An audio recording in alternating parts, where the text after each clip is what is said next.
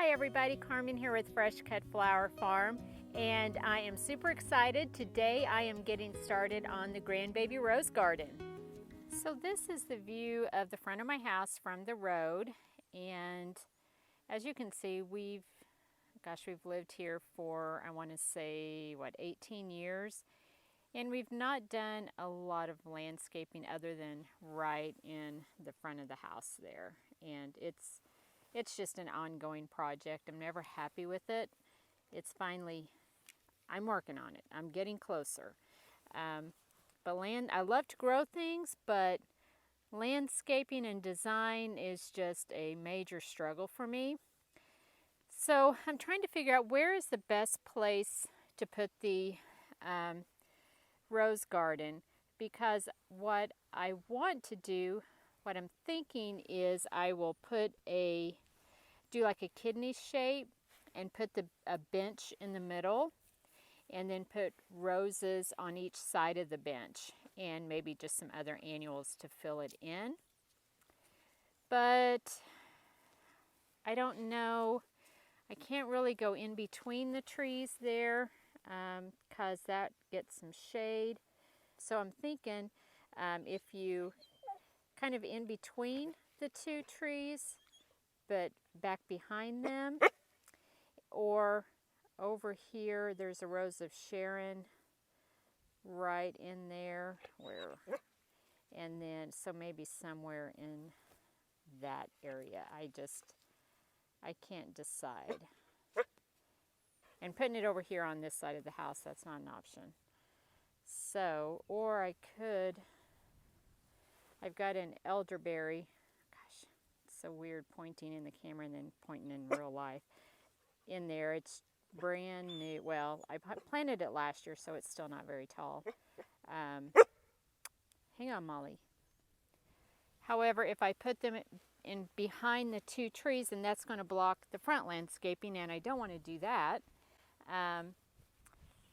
And then now, as I'm looking at in front of the rose of Sharon, there's a little bit of a slope to it, and so I don't want to do that. I want a nice flat space for the rose garden. So I think my choice has been made for me. I'm going to have to do it up here by this elderberry, and I don't know, that might make a pretty backdrop for it. That might be good. We'll kind of do like an angle in front of the elderberry. I think that'd be pretty. We'll do that. Okay.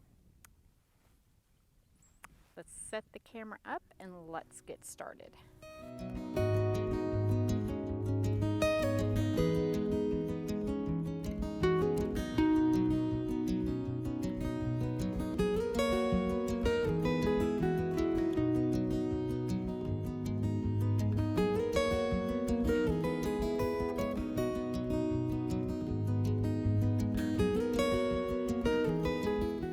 I should have paid more attention in art class.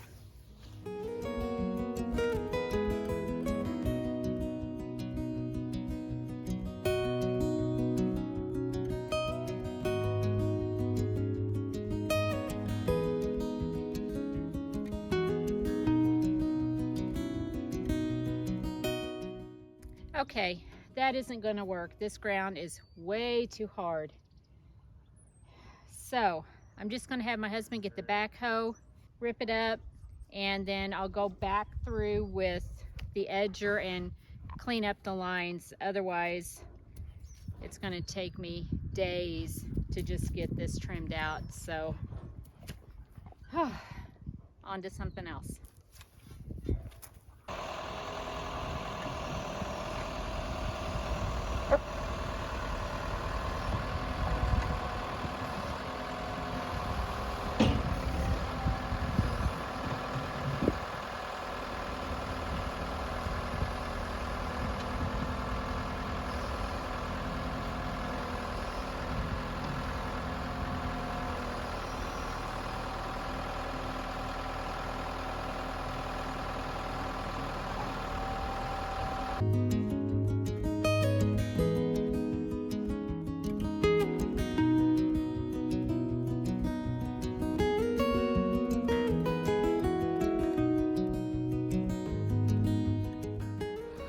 All right, so my husband got the backhoe and kind of took off the top layer down to about 2 to 3 inches. But he brought me a bucket of compost, and so I'm going to get that spread out, and then I will get the roses planted. So I don't have my bench yet. I'm telling myself I am not going to sleep tonight until I order a bench.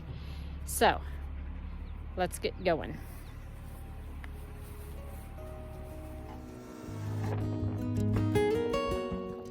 So we got the compost all spread. I'm so mad at myself. I have cardboard over here because I wanted to put cardboard over the ground and then put the compost on top of the cardboard. Completely forgot. So I'm not pulling it back up.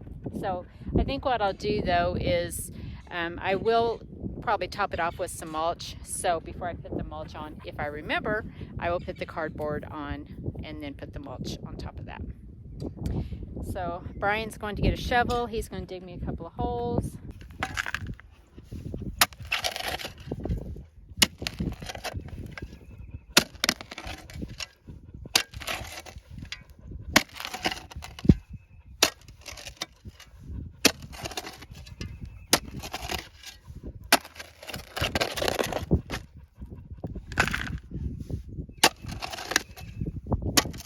All right, so we've got the bed done and the holes are dug. And so I've got 2 roses here because as I've mentioned in other videos, I'm getting 2 grandbabies. So these have been in the box 2.5 weeks or so, 2.5 to 3 weeks. I went to the David Austin website because I wasn't sure what I should do with the roses, knowing that I couldn't plant them right away. And according to, Molly, get back, hon. According to the website, if you're going to be planting them within 3 weeks, just leave them sealed up in the box. So I had not even opened the box. But if you are going to, if it's going to be beyond that 3-week time, then you can do what's called healing them in. And I've never done that before, so I'm not going to try and explain it to you. It looks pretty simple, but you can go to their website and find out more of that if that's your situation.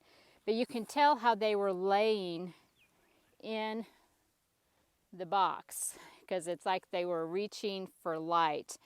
And I don't know if this will straighten up. I mean, I know eventually, surely that will straighten up, but we're going to plant them and we'll monitor that and see what happens.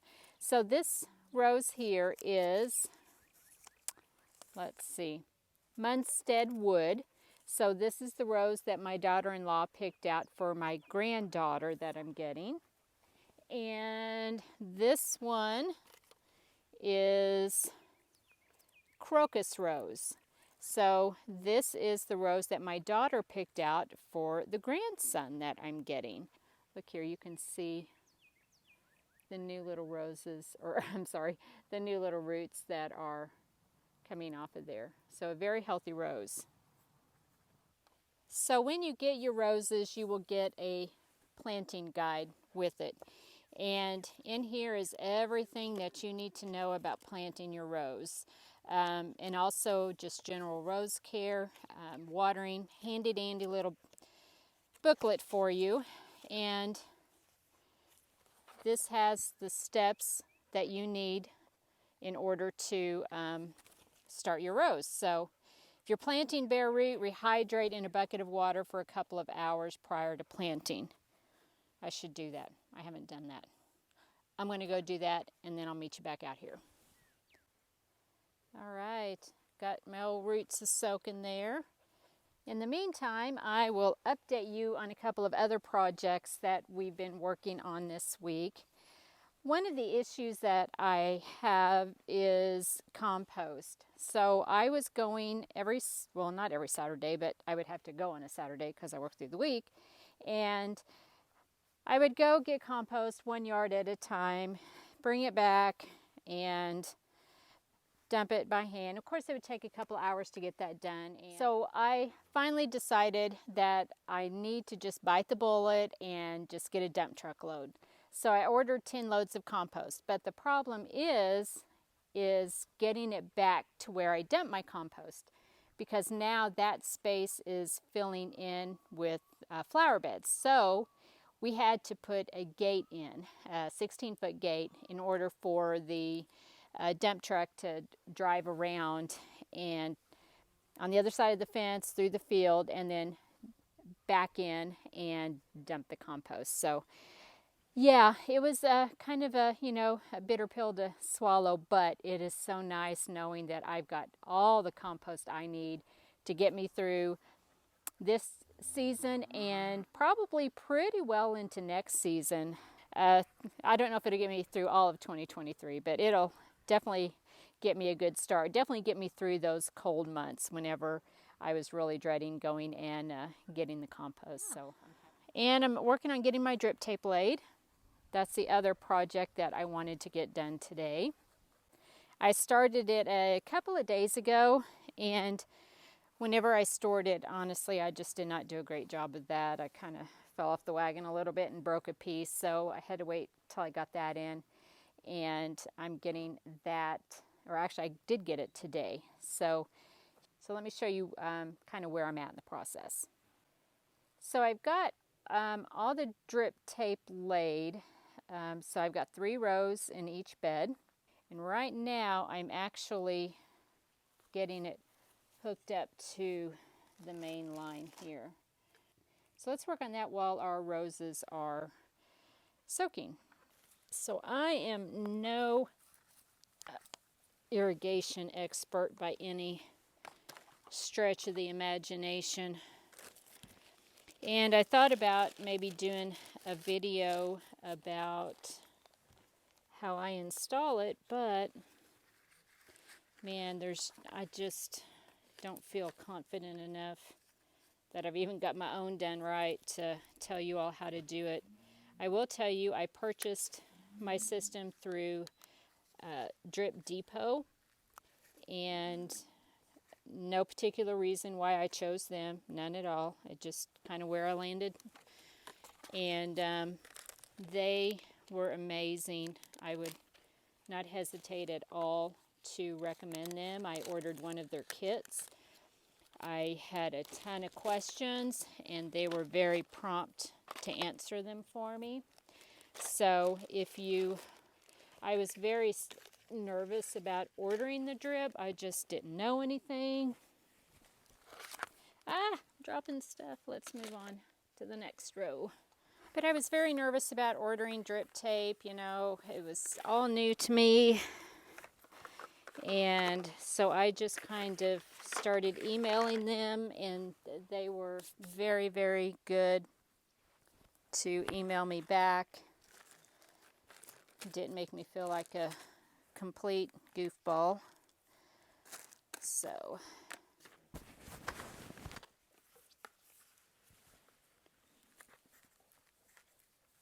this is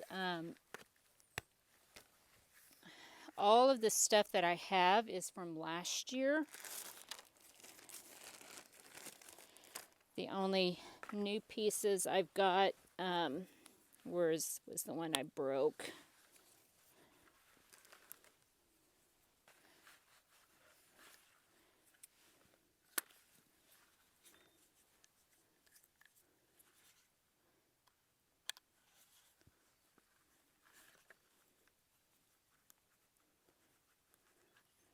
But it's really pretty easy. Don't be intimidated. If you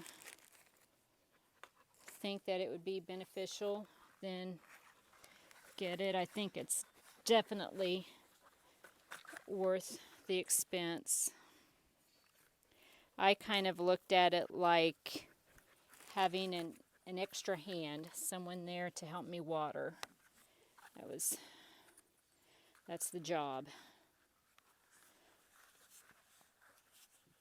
One less thing I had to worry about. Well, as long as I remembered to turn it on and off. Now, you can put them on timers. They do sell timers. You can even purchase an attachment that you can feed your fertilizer through, but I didn't do that. I'm just trying to work with this first.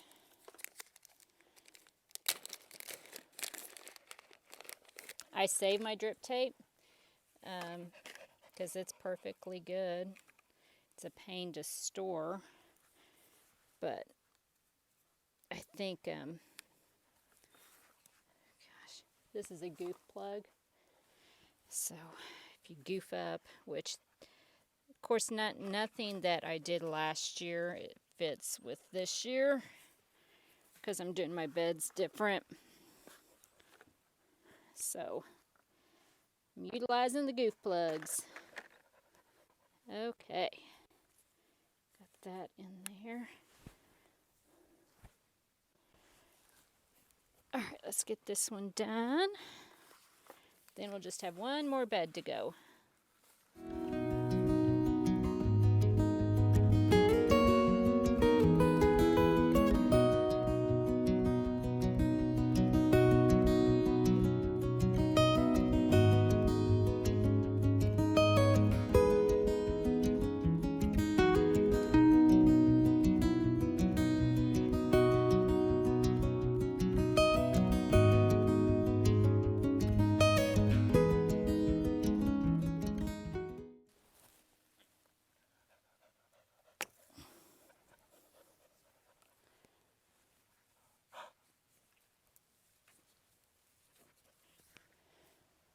All right, so I've got all of the drip tape attached to my header rows, or my header row, one row with multiple drip tape. So now I want to hook that into my hose because my hydrant is probably, I don't know, over there. I can't measure. Okay. Let's see, we've got our parts here. It's been a hot minute since I've done this. So here's my main line. And then what goes next? I don't know.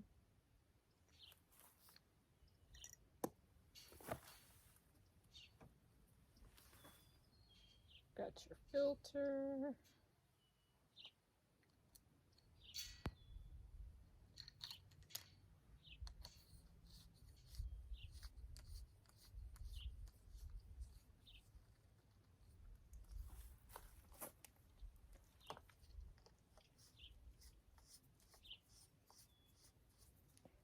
This is, so this first part is the filter. This is the pressure regulator. And this prevents backflow into your water source here. After I get this done, I'm going to have to go in. Oh, I keep losing my filter. I'm going to have to go inside and see if I've got these in the right order. Because my battery on my phone's about to die. Just trying to get this done.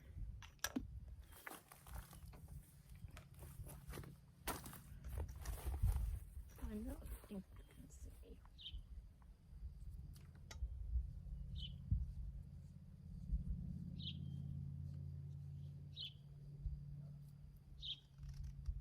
Okay. Let's see if it works. All right, let's see how it's doing, if we have any major explosions here. Let me get on the other side so you don't see my shadow. So my emitters are 6 inches apart. You can see them, the water's starting to come through there. Look at the bupleurum. That's fall planted, so, and left uncovered through the winter, a zone 6B. All right, let's kind of walk down and we'll check them all out. There's a couple of the snaps that survived the winter and a weed that survived. It's later sucker.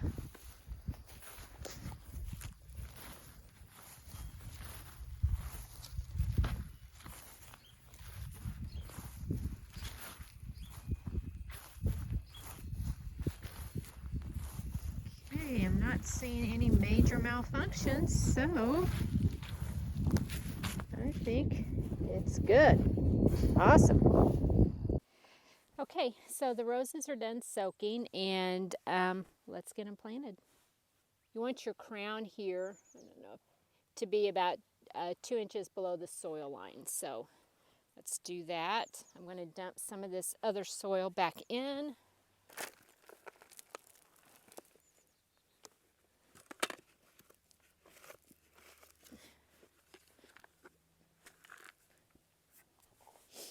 We want to mix a little bit of this compost in with the native soil here. And my mycorrhizal.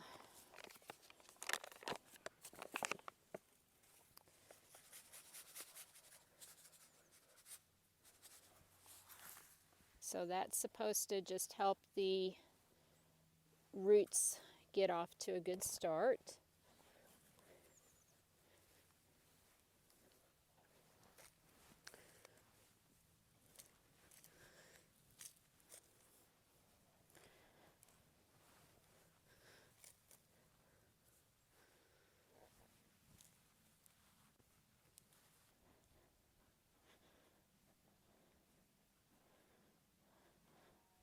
Curious to see what ends up happening with these, if they'll start shooting up.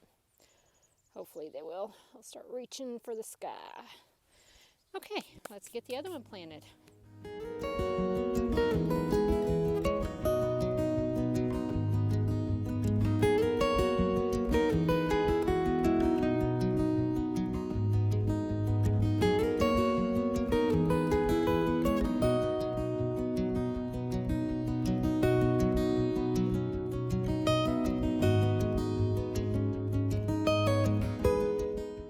So over here is the Munstead wood, and then right there is the crocus rose.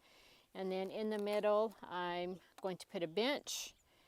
In the empty space around the roses, I'll just probably plant some annuals in there to keep that filled in. So, well, that is it for this video, everybody. Thank you for watching, and we'll see you in the next one. Bye.